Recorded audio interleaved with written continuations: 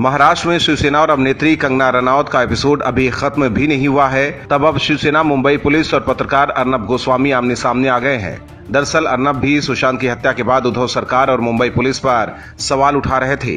हालांकि कंगना की तरह उद्धव ठाकरे ने उनका ऑफिस तो नहीं तोड़वाया, लेकिन उन्हें टीआरपी रैकेट में फंसाने की कोशिश जरूर की। अर्नब का चैनल रिपब्लिक भारत सुशांत पर खुलासा कर नंबर 1 बन गया था और सबसे ज्यादा दर्शक इसे पसंद कर रहे थे। पहले तो शिवसेना ने महाराष्ट्र में रिपब्लिक भारत को बंद करने की कोशिश की, लेकिन कामयाब नहीं होने पर उन्हें झूठे टीआरपी रैकेट में फंसा दिया है। हालांकि अर्नब अपने ऊपर आरोप लगने के बाद अब और दमखम के साथ उद्धव ठाकरे और संजय राउत को ललकार रहे हैं। बीते दिनों अपने शो पूछता है भारत में उन्होंने मुख्यमंत्री उद्धव ठाकरे, शिवसेना नेता संजय राउत समेत मुंबई पुलिस के मुखिया परमबीर सिंह पर तीखा हमला बोला है। अर्नब गोस्वामी ने रिपब्लिक भारत पर अपने कार्यक्रम पूछता है भारत में कहा कि मैं हमेशा सच्चाई का साथ दूंगा और कोई सच्चाई के साथ छेड़खानी करेगा तो मैं उसको भी नहीं करने दूंगा। हाँ, मैं सुशांत की हत्या का सच दिखाऊंगा। उन्होंने कहा कि मुंबई पुलिस चाहती है कि हम सुशांत की हत्या का सच पर्दाफाश न करें। रिया चक्रवर्ती, मुंबई पुलिस एक ही लाइन में बात करते हैं और ये रिपब्लिक टीवी से परेशान हो गए हैं। अर्नब गोस्वामी ने कहा कि उद्धव जी, अगर हमें रोक सकते हो तो रोक लो, हम दिशा के हत्यारों को सामने लाएंगे। गोस्वामी ने कहा कि हारना मैंने देखा नहीं, रुकना मुझे आता नहीं। हमारा जन्म ही सच्चाई के नाम पर कुर्बान होने के लिए हुआ है। फौजी का बेटा हूं, फौज में मेरी परवरिश हुई है। इससे पहले कंगना और उद्धव की लड़ाई अब कोर्ट में चल रही है और अभी फैसला आना बाकी है। अब देखना होगा कि अपने ऊपर लगे आरोपों के बाद क्या अर्नब गोस्वामी भी कोर्ट की शरण में पहुंचते हैं। फिल्म अभिनेता सुशांत सिंह की मौत पर एम्स की फोरेंसिक रिपोर्ट सामने आने के बाद अब सवाल डॉक्टर सुधीर गुप्ता पर उठ रहे हैं। सुशांत का परिवार और उनके वकील विकास सिंह ये मानने को तैयार नहीं है कि सुशांत ने सुसाइड की है। वो अभी भी यही कह रहे हैं कि सुशांत की हत्या हुई है और उन्होंने हत्या की थ्योरी के लिए सुधीर गुप्ता को ही आगे किया है। दरअसल सुधीर गुप्ता ही वो शख्स है जिन्होंने सबसे पहले ये दावा किया था कि सुशांत की 200% हत्या हुई है।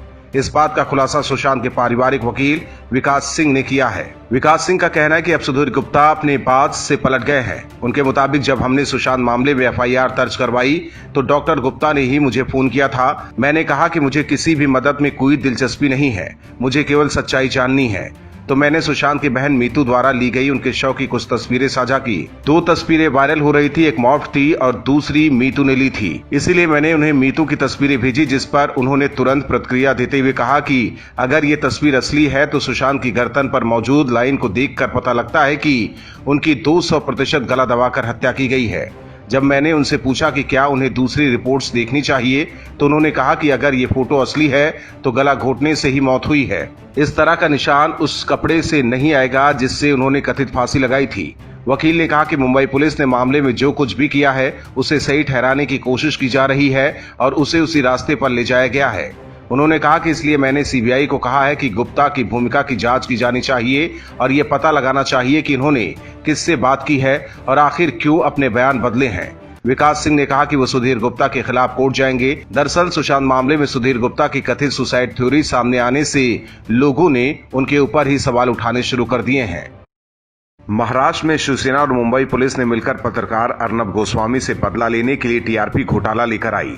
बीते दिनों मुंबई पुलिस ने प्रेस कॉन्फ्रेंस कर सीधे सीधे अर्नब पर निशाना साधा और कई सारे आरोप अर्नब पर और उनके चैनल रिपब्लिक भारत पर लगा दिए। हालांकि आरोप में कितनी सच्चाई है इसका अंदाजा इसी से लगाया जा सकता है कि एफआईआर की कॉपी में रिपब्लिक भारत का नाम ही नहीं है, बल्कि एक दूसरे बड़े चैनल का नाम सामने आ रहा है।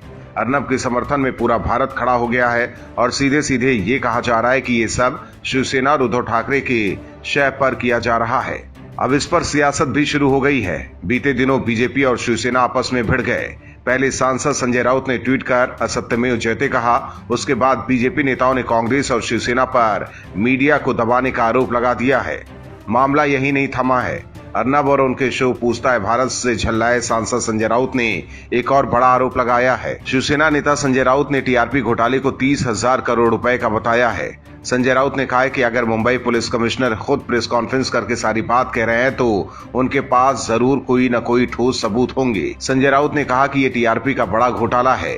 मुंबई पुलिस के अनुमान के मुताबिक घोटाला 30,000 करोड़ का हो सकता है।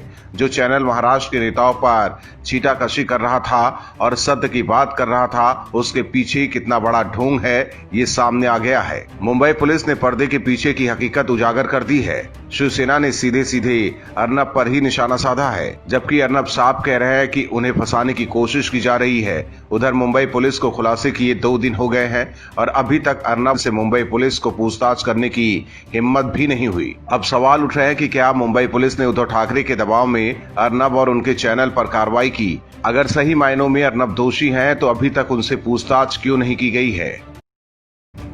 कांग्रेस के पूर्व अध्यक्ष राहुल गांधी ने पीएम नरेंद्र मोदी पर निशाना साधकर एक बार फिर अपनी बेइज्जती करा ली। राहुल का मोदी पर बेवजह आरोप लगाने की आदत बहुत पुरानी है और इस बार भी उन्होंने बिना सोचे समझे पीएम मोदी पर हमला कर दिया। राहुल गांधी चले तो थे पीएम मोदी का मजाक बनाने, लेकिन एक बार फिर उनका ही मजाक बन गया है। दरअसल पिछले दिनों वेस्टर्स के सीईओ हेनरिक एंडरसन के साथ पीएम मोदी की बातचीत का एक अंश साझा करते हुए राहुल ने पीएम मोदी पर हमला बोला। राहुल ने कहा कि हमारे प्रधानमंत्री कुछ नहीं समझते। उन्होंने लिखा कि असली खतरा ये नहीं है कि हमारे पीएम कुछ समझते नहीं, खतरा ये है कि उनके पास मौजूद किसी शख्स में उन्हें ये बताने की हिम्मत नहीं है। इस वीडियो में मोदी विंड एनर्जी को लेकर बात कर रहे हैं। वो डेनमार्क के प्रधानमंत्री से कहते हैं कि विंड टरबाइन के जरिए हवा से पानी एक्सट्रैक्ट किया जा सकता है। पीएम के इसी आइडिया का राहुल गांधी ने मजाक उड़ाने की कोशिश की। इसके बाद बीजेपी नेताओं ने राहुल का ही मजाक बना दिया। बीजेपी प्रवक्ता संबित पात्रा ने तो इस दिशा में रिसर्च से जुड़ी खबरें ट्वीट करते हुए कहा कि वक्त मिलने पर राहुल गांधी इन्हें पढ़ ले।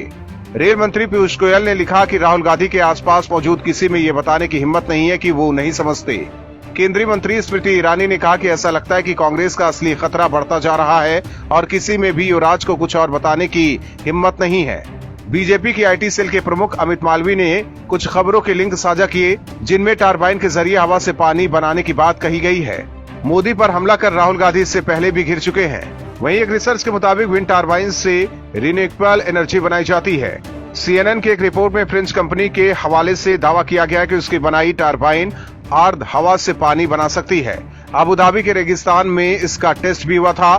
हालांकि मोदी ने हवा से ऑक्सीजन एक्सट्रैक्ट करने की जो बात कही उस पर ही जल्द रिसर्च किया जाएगा।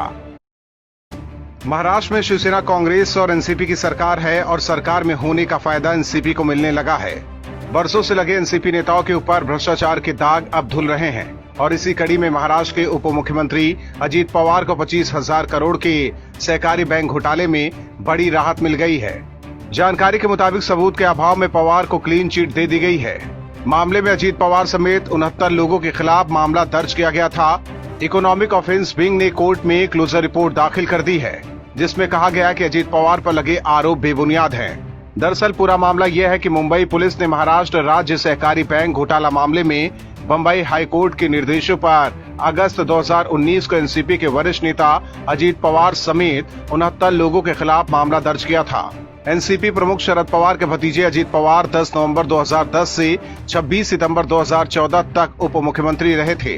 दूसरे आरोपियों में पीजेंट्स एंड वर्कर्स पार्टी के नेता जयंत पाटिल और राज्य के 34 जिलों में बैंक इकाई के अधिकारी शामिल हैं, जिसमें अब सभी को क्लीन चिट दे दी गई है। इससे पहले भी कृषि घोटाले में फंसे अजीत पवार को क्लीन चिट दे दी गई थी। पिछले कुछ दिनों से महाविकास अघाड़ी सरकार में खटपट की खबरें आ रही थी। महाराष्ट्र में उद्धव सरकार सुशांत मामले में फंसी थी। उस दौरान भी पवार ने चुप्पी साध ली थी। चर्चा थी कि अजीत पवार अपने ही सरकार से नाराज चल रहे हैं और इसी बीच अजीत पवार को एक बड़े मामले में क्लीन चिट मिलना कहीं पवार को खुश करने के लिए ये तोहफा तो नहीं दिया गया है। Bureau report, OMH news.